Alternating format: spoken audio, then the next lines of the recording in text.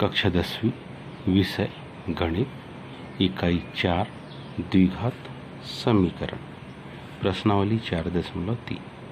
प्रश्न 3, निम्न समीकरणों के मूलों को क्या करें, ज्ञात करना है।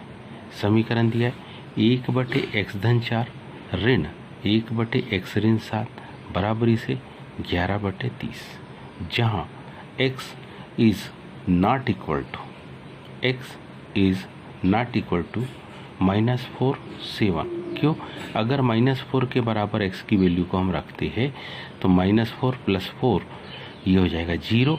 1 से 1 को 0 से डिवाइड करते हैं तो अपरिभाषित संख्या मतलब अनंत, और यदि x की वैल्यू 7 के बराबर आती है तो ये जो दूसरे पद का मान है 7 ऋण 7 ये 0 बन जाता है, और इससे भी कौन सी वैल्यू आती है, अनडेफिनेट। इसलिए x के दो मान नहीं है। कौन कौन से? x के मान ना तो ऋण 4 है और ना ही ऋण 7। तो आइए अब हम इस प्रश्न को हल करें।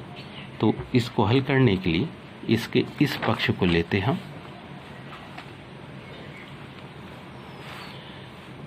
अब हमको क्या करना है, तो ये हमारे पास दो पद है बाईं तरफ, x-4 और x-7, दोनों काम एलसीएम लेंगे। तो एलसीएम आया x-4 x-7। अब ध्यान से देखिए, तो हमारे पास में x-4 से x-4 क्या हो गया, घट गया।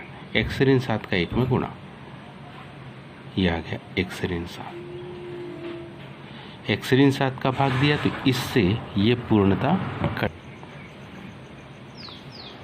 ये ऋण का चिन्ह, x-7 से x-7 क्या हो गया, कट गया। बचा क्या, x-4, उसका 1 में गुणा, बराबरी से 11/30। अब हम इसको हल करेंगे। इसको जब हल करते तो कंडीशन देखिए किस प्रकार से इसका हल बनेगा। x-7, ये ऋण दोनों धनात्मक पदों को ऋण में परिवर्तित कर देता है। x-4 का x-7 से गुणा, तो सबसे पहले हम x का x में गुणा करेंगे तो गुणनफल में घातें जुड़ती है, इसलिए x की घात हो गई 2। x का ऋण 7 में गुणा तो क्या आएगा, ऋण 7x।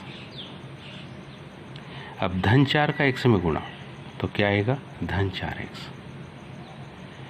4 का ऋण 7 में गुणा तो आएगा 4 7 28, लेकिन ऋण, क्योंकि ये धन है और ये ऋण है, बराबरी से 11/30।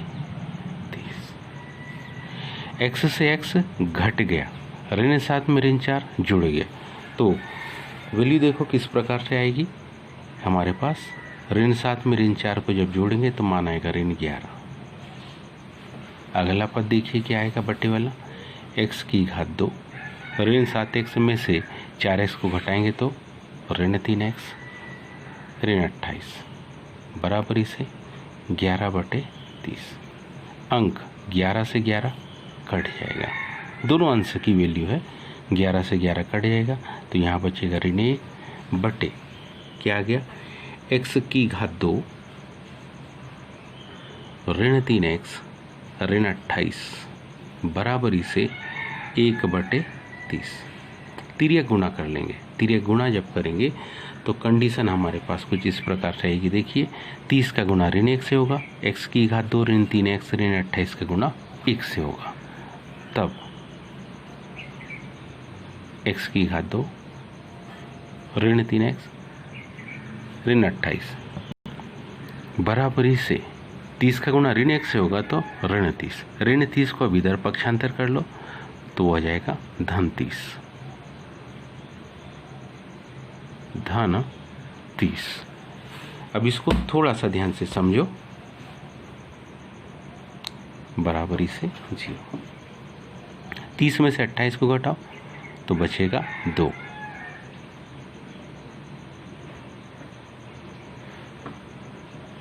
बराबरी से क्या, 0। अब ये हमारे पास एक पूर्ण वर्ग समीकरण बन चुका है। अब अपन इसमें इस मानक समीकरण कौन सा, ax की घात 2 धन bx धन सी बराबरी से शून्य से क्या करेंगे, तुलना। इससे हम इसकी क्या करते, तुलना करने पर जब इस पद से हम इसकी क्या करते, तुलना करते हैं, तो ऐसी स्थिति में हमको ABC के मान मिलेंगे।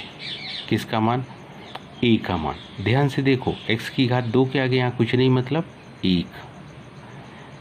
B का मान -3 और तीसरा C का मान 2। अब हमारे पास एक सूत्र है, इस सूत्र में हम मान रखेंगे। सूत्र क्या है, वर्ग समीकरण को ज्ञात करने का, उसको ध्यान से देखिए। तो सूत्र हमारे पास है x बराबरी से -b धन ऋण करनी के अंदर क्या, b की घात 2 ऋण 4ac बटे 2a।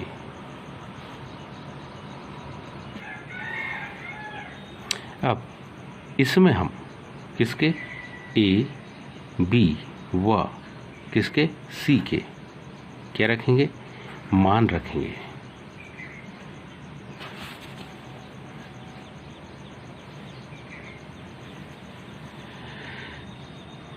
x बराबरी से ऋण b का मान क्या है, -3। एक ऋण ब्रैकेट के बाहर, एक ऋण ब्रैकेट के अंदर, धन ऋण करनी के अंदर किसका, -3 का वर्ग ऋण 4 गुणित a का मान 1, c का मान 2 बटे 2 गुणित a का मान 1। मान हमारे पास आएगा x बराबरी से ऋण गुणित ऋण धन 3 धन ऋण 3 का वर्ग 3 तिया 9 ऋण 4 एकम 4 4 दूनी 8 बटे 2 एकम 2। इसका हल देखेंगे, x बराबरी से 3 धन ऋण 9 में से 8 को घटाएंगे तो 1। हम जानते हैं कि इसका 1 का वर्गमूल 1 ही होता है, तो इसलिए अगली स्टेप में x बराबरी से 3 धन ऋण 1 बटे कितना 2।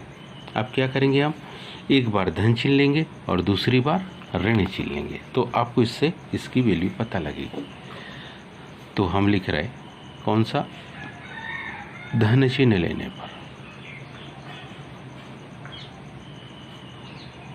जब धन चिन्ह लेंगे तो हमको वैल्यू मिलेगी x बराबरी से 3 धन 1 बटे 2, मतलब x बराबरी से 4 बटे 2।